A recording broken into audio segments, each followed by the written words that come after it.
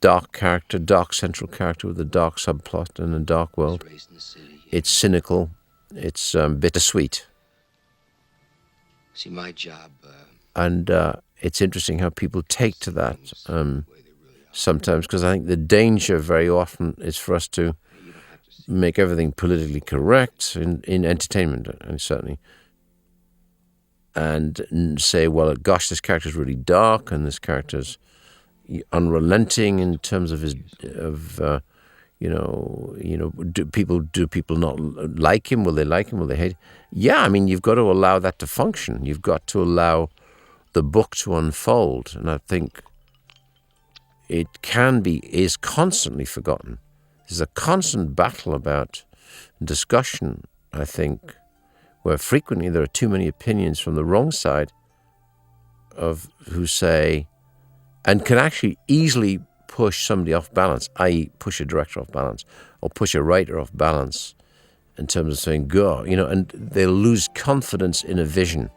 That's when you get a screw up. You've got to let it fly. And, well, particularly if you've got the players in the field and all know what they're doing, don't muck around, don't let them be, let them go. And I think there's a moment where they thought this film was too dark, but obviously 15 years later it wasn't.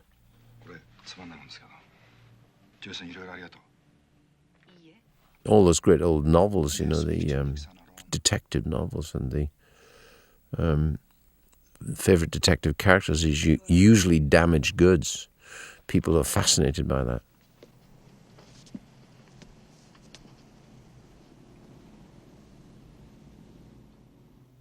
No one wants a predictable, holier-than-thou central character. The damaged hero or the damaged heroine is always much more interesting. It gives them somewhere to go. Providing you don't, at the end, make it too neat and tied off too well, and believe that everyone lives happily ever after. Life's not like that. I think people know that intuitively. They know that's really what the truth is. It also aligns, the characters in fiction with life.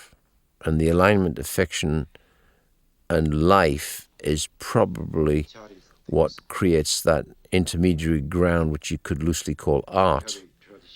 And I think that's where audiences, whoever they are, sense it and enjoy it, and allow themselves to go into this area of drama. I was going to say into area of darkness. It is actually a fairly dark side to the moon, this.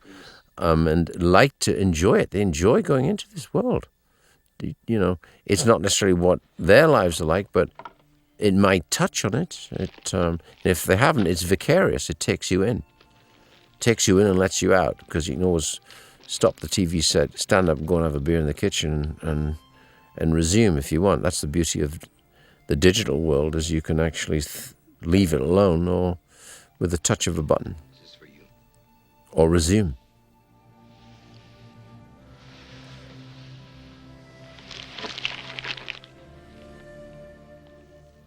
The danger of all of this stuff, and constantly fighting from the director's angle, particularly me being Celtic. I'm a dark son of a bitch anyway, because I'm Celtic and brought up in all that rain. It was always raining where I came from in north of England. So it's in my soul. The danger for me always is what I call sentimental. And so I'm always constantly trying to pull back off that and stay back from that. And sometimes it is perceived as being too overt, too dark. But I don't think so, because I think there's a very interesting use of the word sentimental and sentiment. Sentiment's fine, because that aligns with emotion. Sentimental, in my terms, is usually a description of manipulative emotion, which is artificial. Sentimental is unearned emotion. That's when it feels phony. And I'm constantly fighting that one. Because at the end of the day, I'm in the business of entertainment. And my job is to entertain. But in the best possible taste. Even if the taste is violent or sexy or emotional. or well-meaning, or feel good. There's a line. You've got to try and not cross that line where it becomes manipulative, and therefore one senses yuck. Sentimental. Usually all great actors are, that's in their DNA. They sense that. They sense that it's too much, and frequently won't go there. Or sometimes my job is saying, well, you haven't actually gone anywhere near it. You can afford to. We can creep towards this point a little more. And I think what was good about this, what this point of this discussion was that I think Hans's good term, walking this fine line, or I can say, you know what, I think we've gone too over the top. There's nothing here. We can pull back here, we can correct something. I think you can actually subtly correct something musically. It can be the teeniest, tiniest sound, the finest adjustment or orchestration, which can be way back, will color or press your emotional buttons. That's the word, buttons, and adjust you. One critic used to say, call me manipulative, and I'd think, well, actually that's what we do. Theatre is about manipulation. I mean, what's a better word? Influence, emotionally influenced, emotionally manipulated. That's what theatre is. That's what entertainment is. It's an artificial presentation of life, which we try and get to as close to the truth as possible, or not. And that's what we do. And I think I always thought this strange thing, if a Martians ever landed, the other side of the town, a little village, and walked into town, and it's 9 o'clock at night, so everyone's gone to bed, are in their houses, but there's this theatre playing there with lots of lights outside, saying the name of a title or something, and the Martians walk in the back and stand in the back of the theatre and stare at the screen. Then they go back to Mars and say, you know what? Those people down there are the strangest people. They actually see reproductions on flickering screens of life. And they sit there enchanted by what they're watching. What is that about? Because you think you get enough of life during the day. Now, this was interesting. Here we are at the fish market, and I could not find anything that was traditional in Japan. It was all gone, unless you go up into the mountains and you look for the very traditional sides of the villages and things like that. There was very little left of the really old stuff in Osaka. The oldest might be 40s or pre-war, whatever was left, or post, just after the war. Fish market was kind of gnarly and interesting, with piles and tons of tuna fish lying around, and kind of quite distressing actually, because we see all this food. You see the beginning of the food chain, the death of the oceans. And we were told at the last second, the same as we were in that shopping mall, what was it to be a 2-day shoot, or was it 3 days? 2-day shoot was, I'm not allowed to have it, not unless we put down a deposit.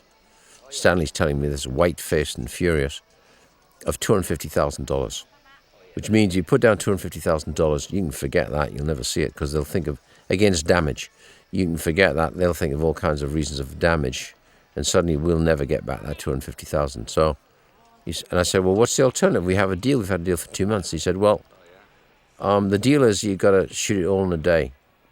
I said, what do you mean? What constitutes a day? He said, well, I guess 24 hours. I said, fuck them. We're going to shoot this whole 2 days in 24 hours. So that's what we did. We shot. This is the longest I've ever shot. We shot this sequence from the second they start right through the chase, the punch-up, everything, in 22 hours.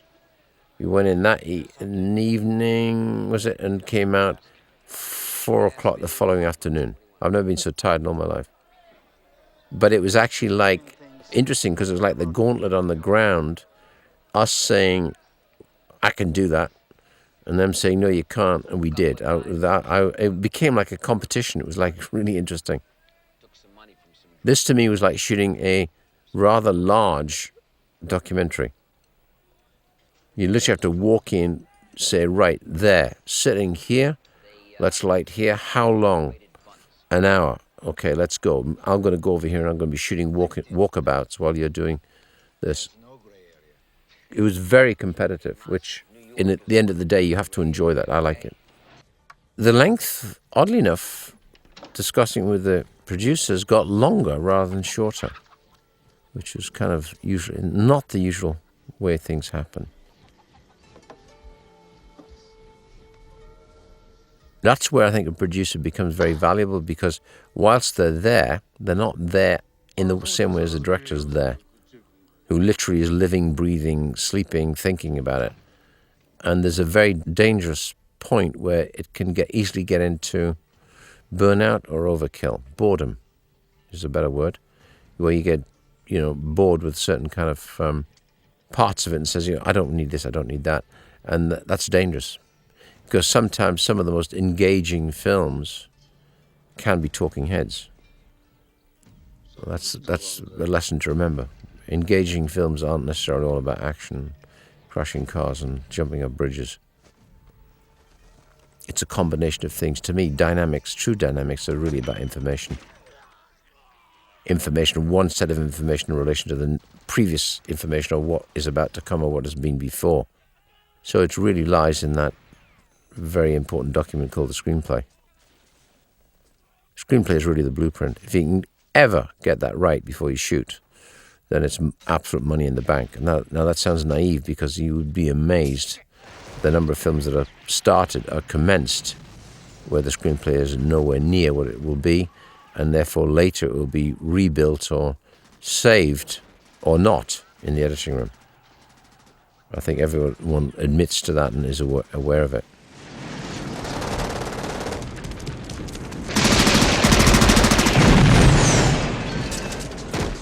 And yet I'm an advocate of, as a producer as well, where I don't necessarily direct all the films I produce. There's also an advocate for, you can always think of a reason why not to make a movie, until somebody says, okay, you're on. Do any real hard decisions get made? And a lot of decisions can be fixed and made once you're on that run into production, where once you're on and you're running, you're heading towards that start date, you got to get real and you have to get decisive. And you have to fix problems. And problems occur suddenly right in front of you that you hadn't really been addressing before, because you're not really on, it's all hypothetical. Once it's on, you're a different set of rules. And notwithstanding, good films have been made out of chaos. Great films have been made out of chaos. In fact, the pressure on the film of saying, okay, I've got to get this right, that's dangerous, is the most powerful form of concentration you can have. The adrenaline of that is everything. The most important thing from what we do for a living is that people enjoy what we do. That really is payday. It's not at the end of the day to do with the dollars. It's to do with, passion and enjoying what you're doing. That's why I'm still doing it, and still consider I have the best job in the world. Again, here I'm walking the line of sentiment and trying not to be sentimental, which they, I think, pull off extremely well. Because we try and, obviously, like in any drama, you try and save the resolution as late as you can. At least I do. And, we're trying to hold back on what the outcome will be, even as the last credits run. That's always the best form of drama, so you keep attached to or glued to the screen to see what's going to happen to this character. And right now we have the notion that Matsuda still believes disappointed. He's disappointed at his friend. Although he's a friend on one level, he still believes he's flawed, not morally correct. You watch your tail, cowboy. But he still likes him. Michael's about to repair that